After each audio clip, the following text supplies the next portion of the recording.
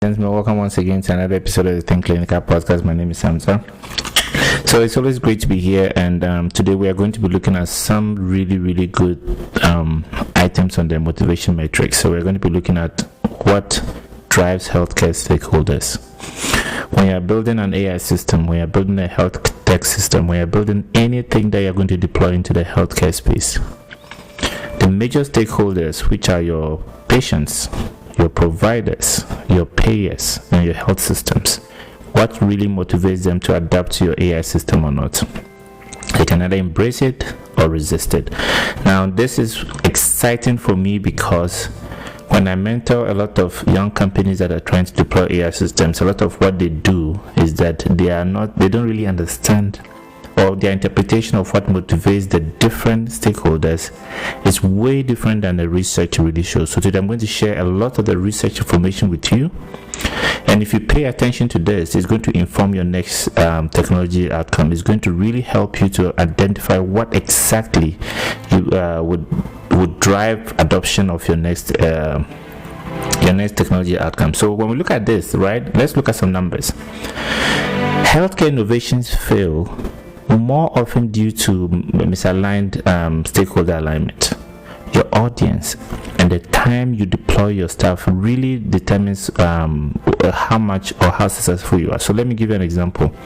A study by McKinsey in 2024 revealed that 73% of healthcare AI projects fail not because the technology doesn't work, but because stakeholders are not motivated to adopt it. 73%, and this was just a research they released last year. Now, look at the real-time example.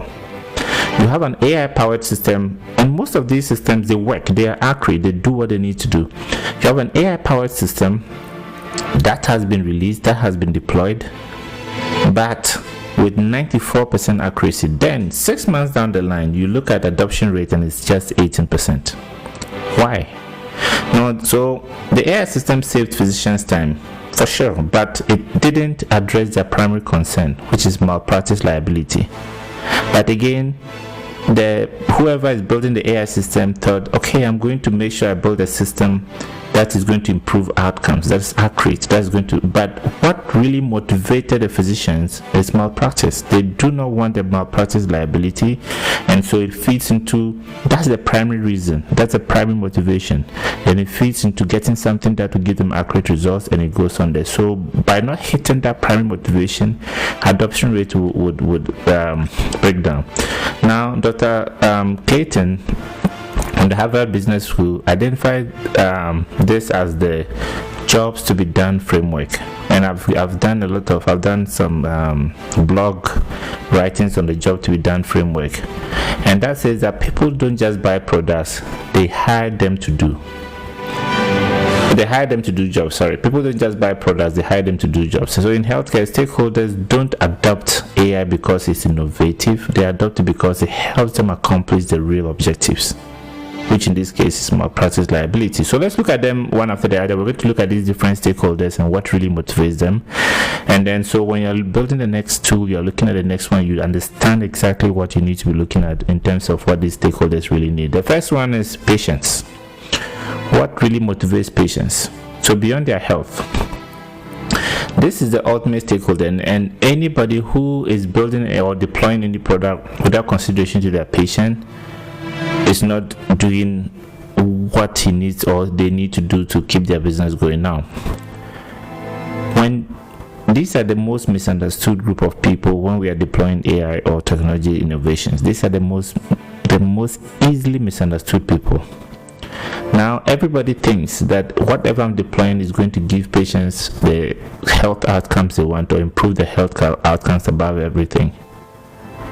But the reality is very complex. Now, when you look at Teladoc, their research reveals 3 primary motivations for a patient to be able to or to want to adopt an AI system. 1, it looks at convenience, it looks at cost control, and looks at cost. These are the 3 things that motivate patients to adopt a tool: convenience, control, cost. If they have the convenience of being able to consult with a doctor or anybody at any point, and they have control over the information they put in there, and control over the time or when they are able to talk to this doctor, and they're able to have control over the costs of what they pay for this product, or the cost of the product is within reasonable range, so they're able to pay attention to it. That's the main motivation. This is what Teladoc found. And then health outcomes actually ranked fourth. So we go into the market thinking that, okay, this product I'm deploying is going to improve the health outcomes for all these patients, and patients will love it because they'll get healthier, they'll be happier. But health outcomes is fourth. The first three is convenience, cost, and control. And these are the things that you need to really think about it, because then when you look at their triage system, it achieved 89% patient satisfaction despite being less comprehensive than in-person visits. That is what, because it has convenience, they have the control, and there's cost of the of running that app or getting that product is within reasonable ranges. Now this is where it gets sophisticated. When you break this down further into the different demographics we have, like chronic disease patients, you have acute care patients, and you have preventive care patients. When you break down these demographics, then the motivation changes further, because when you look at people, when you look at the demographic of the condition and life stage, we look at chronic disease patients, they prioritize a lot of control, which is in the top three from what the doc did, and then they also want predictability. These are for chronic condition patients. So if you're building a tool that's for chronic condition patients, you need to look at the predictability, and you need to look at the control. Now when you look at acute care patients, it's now about speed and it's about convenience. So you see convenience, control, cost will come up in other places, but when you look at specific demographics, you now need to look at a product that actually adds speed to acute care patients. Now preventive patients prioritize cost and efficiency, because these are proactive patients who do not have immediate needs and want something that would help them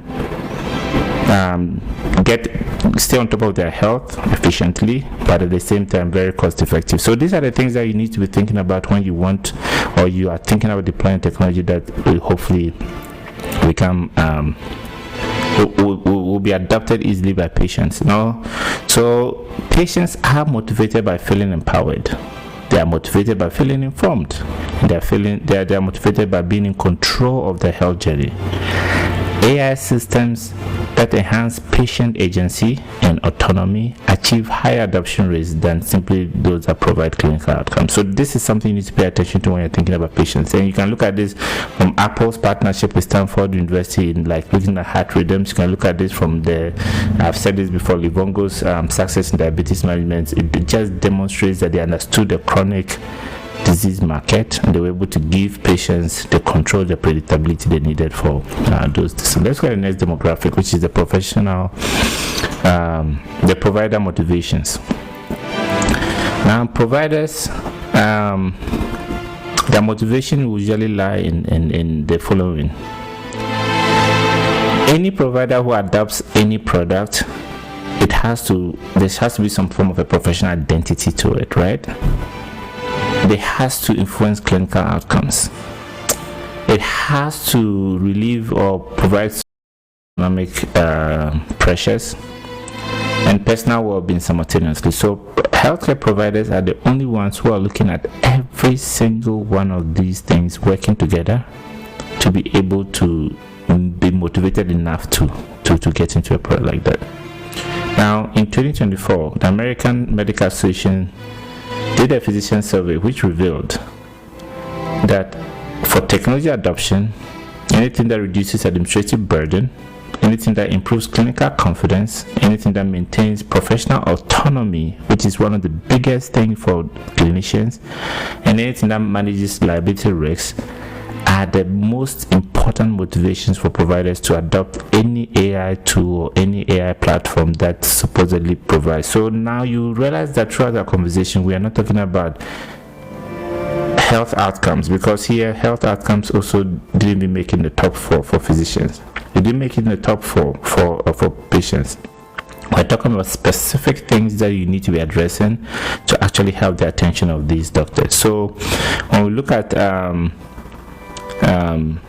all these AI systems that, and I've mentioned a couple of these in the previous, the liability concern of patients is important, but we look at this from the health outcome standpoint. How do we get a high accuracy rate, but then without thinking about how do we limit liabilities for the physician who is using this? Because if the liability on me is reduced by me using this tool, but the chance of me adopting it to guess what goes up compared to. And this just explains everything. So Dr. Mattison, from that's a former chief medical officer at Mayo Clinic, he said, physicians don't resist AI because they don't want better patient care. They resist AI because they fear losing professional autonomy and clinical judgment.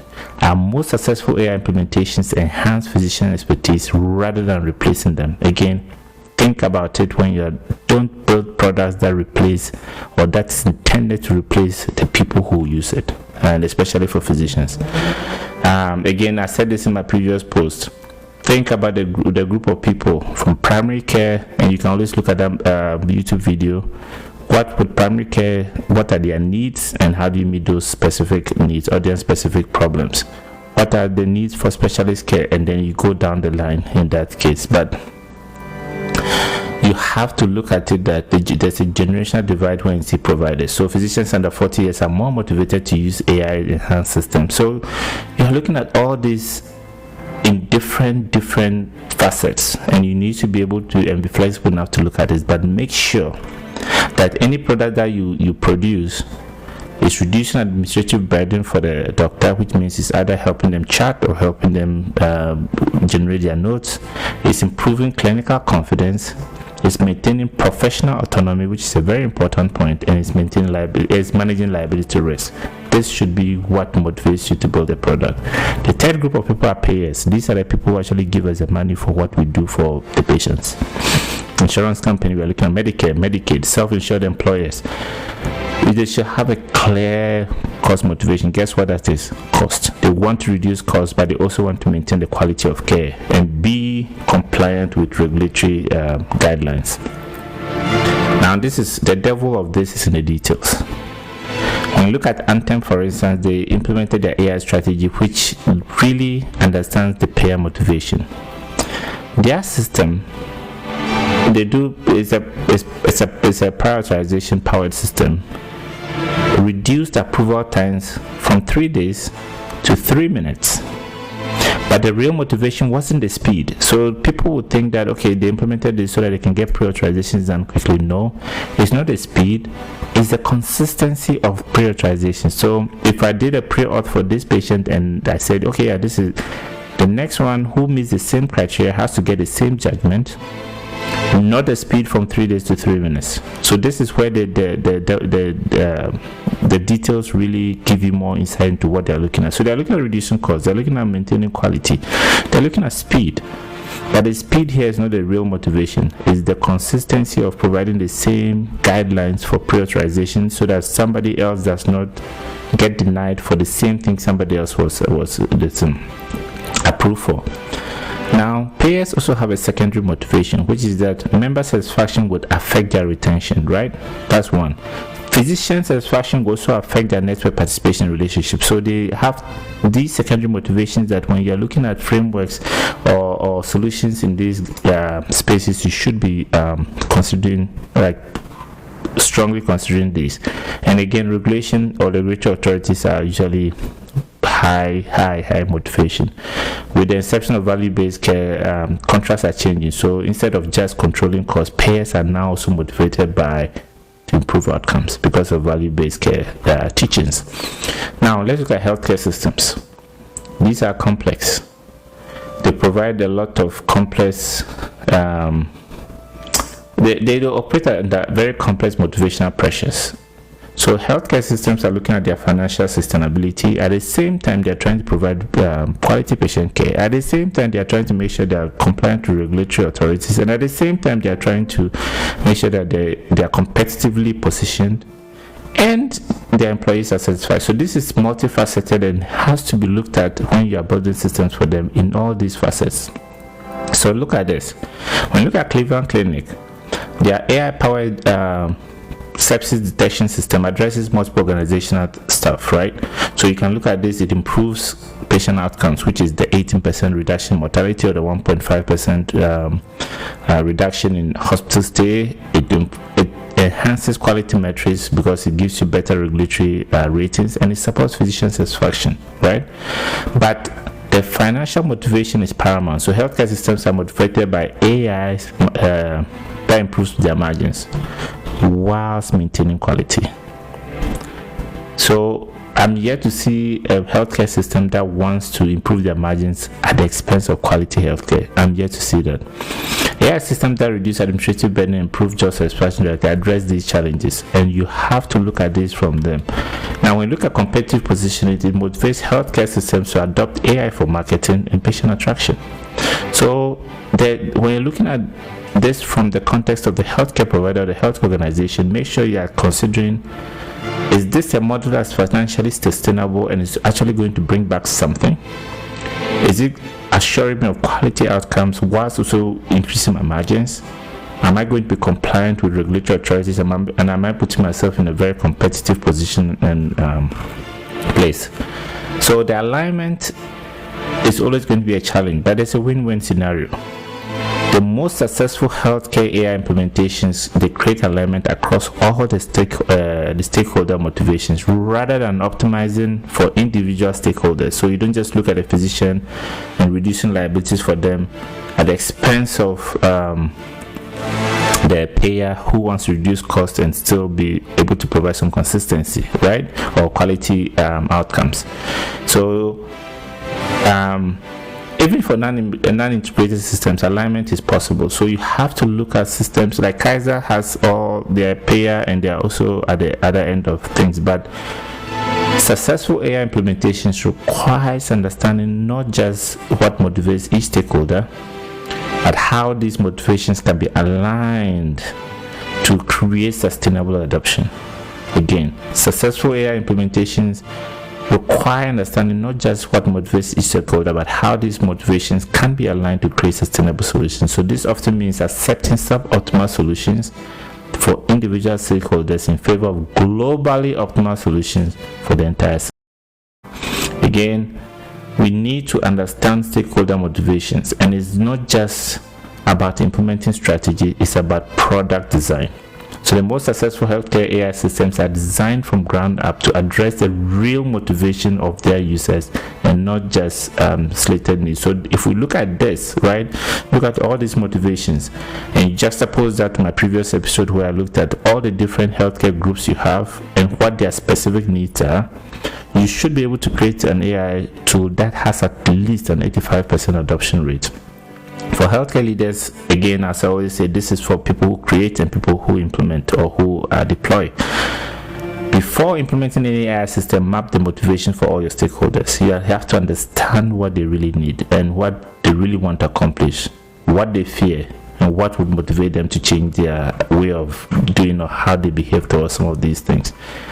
Take note of all this, and it's important for you too. And if you ever need any further information on this, please feel free to leave a comment below and we'll send you all the information that you need.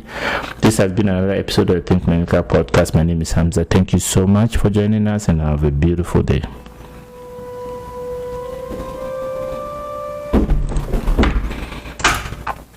Okay.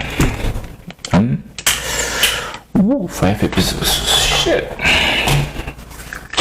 Okay.